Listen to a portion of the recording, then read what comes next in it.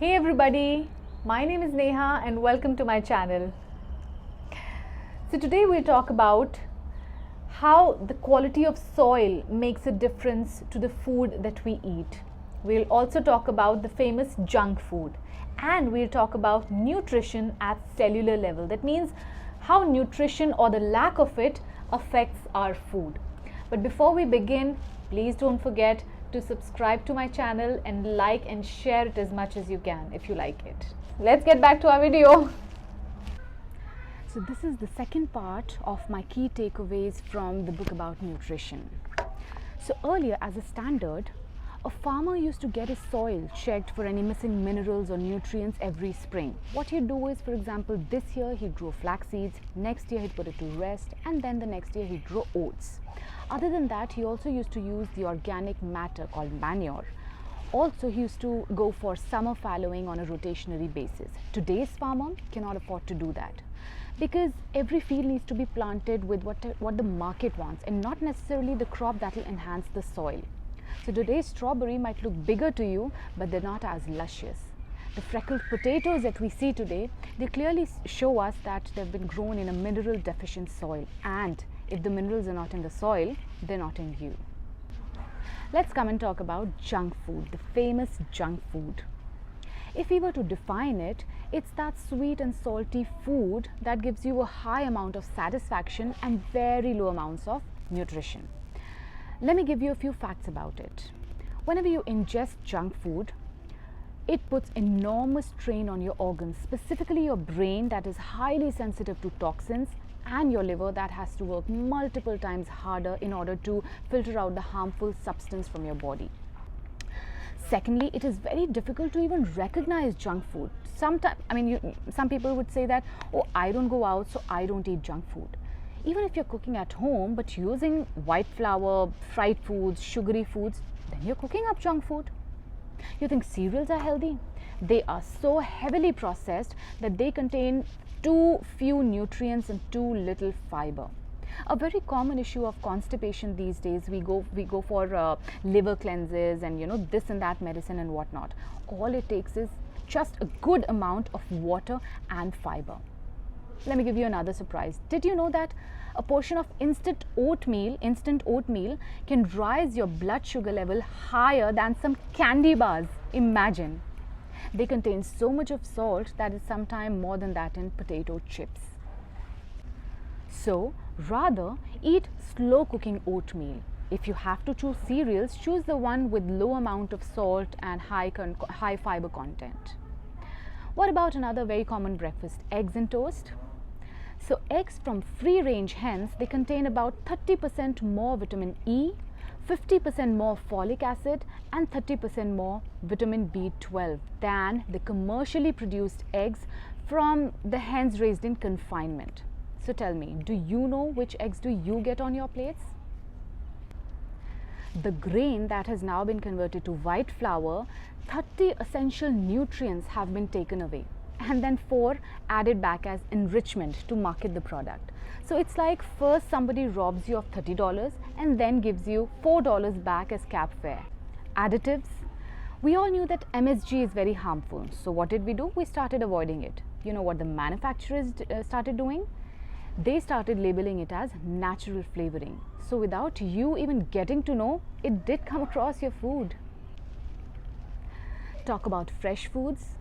12 fresh fruits and vegetables were found to be the most contaminated ones with pesticide residue left on them. Apples, grapes, potatoes and spinach were few of them. So an average supermarket apple travels around 1500 miles from farm to the table. On top of that, the produce is picked before its peak. On top of that, it's sprayed to retard spoiling. And on top of that, it's waxed to make it look glossy. So rather than going for those shiny apples that you see in the supermarket, go for the ones less shiny and asymmetrical ones. What about soil? Land degradation has become a global problem now. So the technical point is that the minerals in the soil must first be consumed by earthworms and other microscopic life and then excreted as humus before being consumed by humans or animals. This doesn't happen. Moreover, the chemical fertilizers that are used, they make the plant grow faster and bigger. As a result, they absorb more water and the nutrient density is compromised. So basically, to conclude, the variety type, the soil quality, the maturity at the harvest time, and the distance from farm to table, all of this determines the amount of vitamins and nutrients that you're getting in your food. So tell me, now are you sure that you are giving yourself and your kids all the vitamins and nutrients that are required? Supplementation once was an option, but our nutrient robbed world today, it has now become a necessity. But it doesn't end here. You have to be very cautious because, as I told you earlier, that lead has also been found in many supplements, and lead is a heavy metal, and it's very dangerous, very toxic, especially for kids.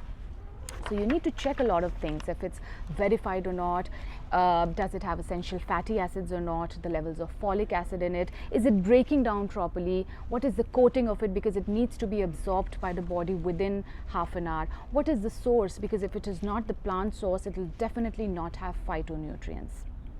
Half information and half knowledge here is very risky, because some people say that, oh, vitamin C is basically ascorbic acid, whatever the source is. But the vitamin C that you get from oranges is also accompanied by phytonutrients, without which the retention and absorption of vitamins is very difficult.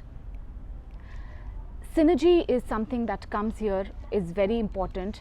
Synergy basically means working together, and it holds true for almost all vitamins and minerals. They work in conjunction with other vitamins and minerals. For example, vitamin E works with selenium, calcium works with vitamin D and magnesium, and vitamin A works with zinc. So far we've spoken about out there. Let's talk about a little bit in here. We'll talk about nutrition now at the cellular level. So we know that it's the cells who are responsible for our metabolism, our hereditary. So basically, if you're talking about, if you're saying that something is wrong with your metabolism, you're basically saying that your cells are not able to work properly. If you're talking about genes, then also you're talking about cells. So basically, if you learn to take care of your cell, of your single cell, and you ensure that the cell, that particular cell, one cell receives all the nutrition, you'll go distance in achieving the optimal nutritional status. So some cells, they become a part of our features like our nose, eyes, etc. And the others, they become a part of our system like our digestive system, immune system, skeletal system. So if we were to observe a DNA strand carefully, it would look like something made of, for example, a ladder made of rope and then twisted like a spiral, in which the two ends are connected through different rungs. In a DNA, these rungs are actually the base pairs. There's some bases, there's some chemicals that are found in the DNA. The scientists have named it with few letters, A, C, T, G, and these are combined in different combinations. For example, AC, CT, TG, GA, like that, they're combined, and then several other base pairs combine to form one particular gene sentence. So that is basically the genes that we talk about, that we inherit from our parents. It's this gene sentence that gives the precise instructions on how a single cell will be built and how it will operate. We contain many of such base pairs and then many of such gene sentences also. This is what makes us unique from others, right? And this can be altered by air, water and nutrition. You want to see the results? So for example, if the sentence that they're making is kiss your pet, and if even one word is altered, for example, kiss is altered with kick, you understand the entire meaning changes so drastically. Rather than kiss your pet, it becomes kick your pet. So that is the amount of difference, that is the intensity of difference nutrition can make. It can go up to your cellular level. We'll go a little bit more deeper, and bear with me, it will not be too technical, you'll understand the point. Inside the cells, there are also organelles.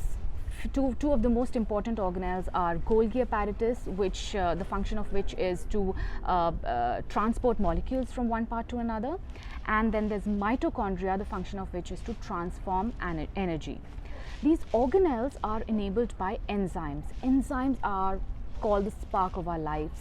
They are responsible for all the functions in our body, be it digestion, be it energy transformation, be it repair of tissues. And it's through enzymes, it's with the help of enzymes that we're able to walk, we're able to breathe, hear, even lift a finger. Poor nutritional choice can inhibit the working of these enzymes. And this is the cell that we are talking about, inside of which there are so many activities going on, so many things that are responsible for each function in your body. It's this cell that we are talking about. So I want you to ask yourself, have you provided this cell of yours with enough and high quality nutrients so that they can do their work properly? Do you think they're flourishing, or do you think they're failing? Have you ingested junk food, or have you skipped meals? The strange fact is that people are willing to eat junk food, whereas they're not willing to put junk fuel in their cars. If they don't take care of their car will hesitate or buck, or might not even start. Your mitochondria and your Golgi apparatus also have a way of telling that they're being abused. Unfortunately, people understand when their car engine is in trouble, but they don't understand when their metabolism engine is in trouble. Hey everybody, I hope you liked the video. In my next segment, we'll talk about specifically the nutrients and what they do to our body. We'll talk about proteins, carbohydrates and fats. Stay tuned for it. And before I end, again, should I say it? Yes, please subscribe to my channel and like and share it. See you. Bye.